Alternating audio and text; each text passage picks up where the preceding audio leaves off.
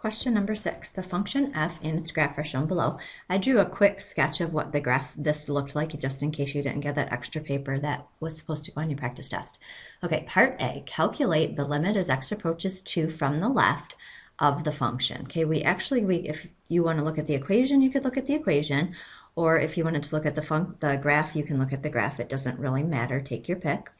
Okay, so what we're going to be doing is looking at what's happening as I approach, whoops, there's actually supposed to be another little part right here, which goes something like that.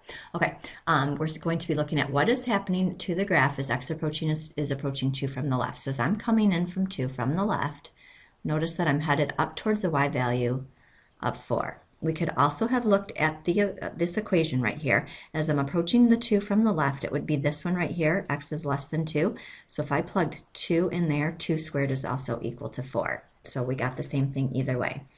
Okay, part B, which value is greater? The limit as x approaches 1 or f of 1. So let's tackle this one first. In order to find this, we actually need to find the limit as x approaches 1 from the left, and we need to find the limit as x approaches 1 from the right, and then we need to just make sure those two equal each other. So again, I'll do both ways. I'll look at the graph first, and then I also will look at my chart. Okay, so I'm approaching 1 from the left. So as I'm coming in from 1 from the left, I notice that I'm approaching a y value of 1. And then as I'm coming in from the right, I notice that I'm also approaching a y value of 1. So my limit is equal to 1. And again, if I went on this side, from 1 from the left would be right here. So if I plugged 1 into this, I would get negative 1 plus 2, which is 1. And then from the other side of 1, it would be all values where x is greater than 1. And again, when I plugged it in, it doesn't look like I'm getting the same answer. And I'm not sure why. So we're just gonna, I'm plugging 1 in, that's why. So if I plug 1 in this time, 1 squared is also 1.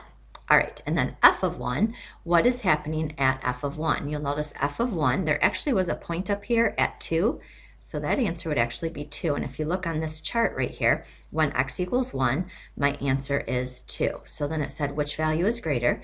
I would say that f of 1 is greater. And then my justifying my conclusion would be right here. I found that the limit was equal to 1, f of 1 was equal to 2.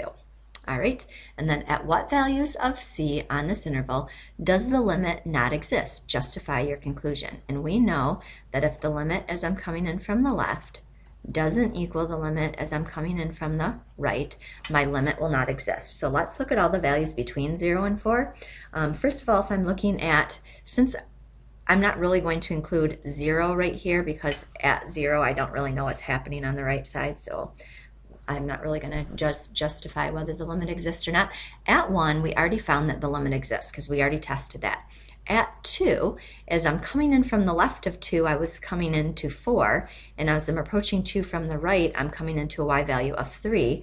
So I would definitely say the limit as x approaches 2 does not exist. So it said at what values of c? So one of them would be c equals 2, and then I would test 3, and definitely at 3 as I'm coming in from the left I have a y value of 3, as I'm coming in from the right I have a y value of 3, so that one is all set.